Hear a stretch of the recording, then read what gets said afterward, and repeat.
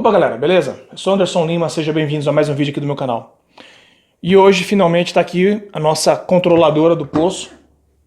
Vou mostrar para vocês como é que ela vai funcionar.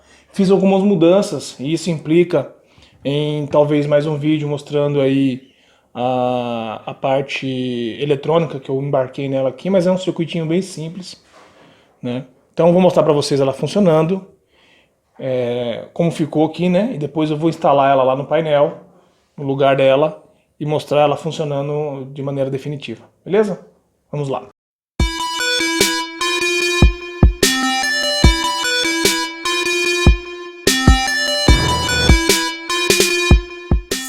Pois bem, galera, tá aqui o nosso painel.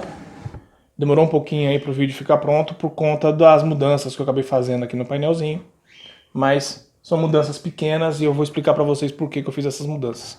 Então tá aqui o nosso painel. Uma das primeiras mudanças em relação ao diagrama inicial é as luzes de sinalização. Então agora nós temos luzes que vai indicar em que modo de funcionamento está aqui o nosso painel, né? Como vocês sabem, ele tem um modo manual e um modo automático para cada uma das funções que a gente acrescentou aqui no painel. Então, para facilitar, principalmente para o meu pai, que é quem vai ter mais contato com esse painel, visualizando em que modo está, evita de ele esquecer uma chave desligada ou ligada no manual e não perceber que está no modo manual. Até porque o movimento da chave ele é bem curto. Se você passar correndo, né, olhar rapidamente, pode acabar não percebendo que essa, por exemplo, está no modo automático e essa está no modo desligado. Então a primeira mudança foi essa. Então as luzes aqui, depois eu mostro para vocês funcionando. Aqui está a nossa sirene, é uma sirenezinha de alarme, uma sirene bem barata. É importante porque já aconteceu aqui mais de uma vez a gente acabar esquecendo uma torneira aberta ou acabar esquecendo de ligar a bomba por algum motivo, uma manutenção, de repente desligou o disjuntor por algum motivo, esquece. Então esse alarmezinho vai nos avisar quando a caixa d'água estiver sem água. Aqui embaixo nós temos também 2 amperímetros. Esses amperímetros funcionam basicamente igual a um amperímetro alicate. Então nós temos uma bobina lá dentro e ela consegue medir a corrente que passa por um condutor. Esse primeiro amperímetro ele vai nos trazer a quantidade de corrente que está circulando na bomba. Isso aqui é monitoramento do funcionamento da bomba. Se a bomba queimar, obviamente, essa corrente aqui ela vai zerar. E se por algum motivo a bomba estiver sobrecarregada, a corrente tende a subir também. Então é um ótimo meio de monitorar o funcionamento de um equipamento elétrico que não está próximo de você. No caso aqui a bomba do poço. E para sabermos também se a luz ultravioleta está funcionando ou se eventualmente ela está queimada, é aqui que a gente vai medir a corrente da lâmpada ultravioleta. Então, não sei se vocês recordam, no vídeo anterior, eu falei que eu ia mostrar para vocês uma maneira de descobrir se a lâmpada está funcionando ou não, sem ter que subir na caixa d'água e verificar o funcionamento dela. Pois bem, é através desse amperímetro. São equipamentos baratos, né? São dispositivos baratos e de fácil instalação. Eu vou mostrar para vocês agora aqui como é que está dentro do painel. Bom, o painelzinho ainda está no modo de teste. Observe que eu tenho as boias ligadas diretamente aqui no painelzinho para eu poder testar. São todas aqui. Todas as boiazinhas. Nós temos aqui também uma fontezinha 12 volts. Ela está aqui para poder alimentar os relés que eu tive que colocar no projeto. Então, temos uma fonte 12 volts. Essa fonte vai alimentar todos esses circuitos dos relés e também vai alimentar os LEDs de sinalização aqui no painel. Nós temos aqui, vou mostrar para vocês aqui, ó, a bobina que vai medir a corrente do motor, né? Ela está ligada aqui no primeiro amperímetro. E a outra bobina, depois eu vou fazer um take mais próximo aqui para vocês, para medir a corrente da lâmpada ultravioleta. Olhando mais de perto, a gente consegue observar o que foi feito aqui, né? Então nós temos aqui primeiro, como eu falei para vocês, olha, a bobina que vai controlar vai monitorar, na verdade, o consumo da lâmpada ultravioleta.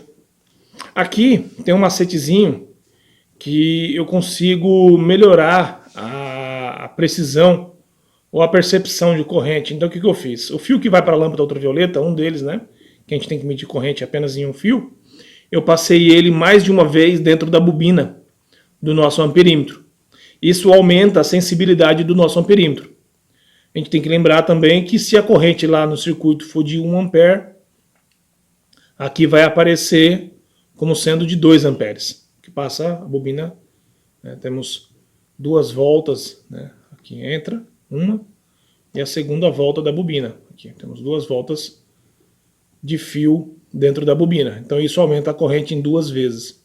Eu fiz isso porque como esse amperímetro não tem um dígito, né, ele só mostra os valores inteiros, e a corrente da lâmpada é uma corrente mais baixa, né, uma corrente bem baixinha, então eu coloquei 2 voltas aqui para facilitar a leitura.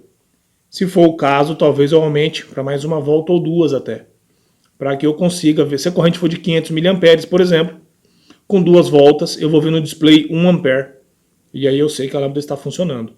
Então é só multiplicar o valor da corrente nominal do circuito pelo número de voltas que a gente está dando aqui na bobina que faz a leitura do valor. E aqui está a bobina que vai para o motor, né, que faz a leitura do fio que alimenta o motor. Observem que aqui consegue medir até 100 amperes, então é um circuito bem tranquilo de instalar. Aqui em cima, explicando o circuito, depois eu mostro para vocês o diagrama. Aqui nós temos o relé, um relézinho duplo, que faz aí a função de chaveamento do motor. Temos LEDs, indicadores, então através desses LEDs amarelos, eu sei qual relé está armado. Esse é o relé da lâmpada ultravioleta, e este é o relé que eventualmente vai armar aí a bomba. Tá? Aqui também temos outros LEDs vermelhos. Esses LEDs me indicam qual das boias está fechada. Então quando uma boia fecha, esse LED acende e me indica que a boia está fechada ou aberta. Observe que aqui embaixo também temos mais uma plaquinha. Essa é uma plaquinha bem mais simples, né? Ela controla o nível baixo lá da caixa d'água, e quando a caixa d'água estiver vazia, ela vai acionar a nossa sirene através desse fiozinho aqui, ó, que sobe para a sirene que está em cima do painel aqui. Então, observe que essa daqui ela não tem um LED de sinalização se a boia está fechada ou aberta, porque quando a boia fecha, automaticamente eu já aciono o relézinho. Então só tem um LED aqui indicando que o relé está armado.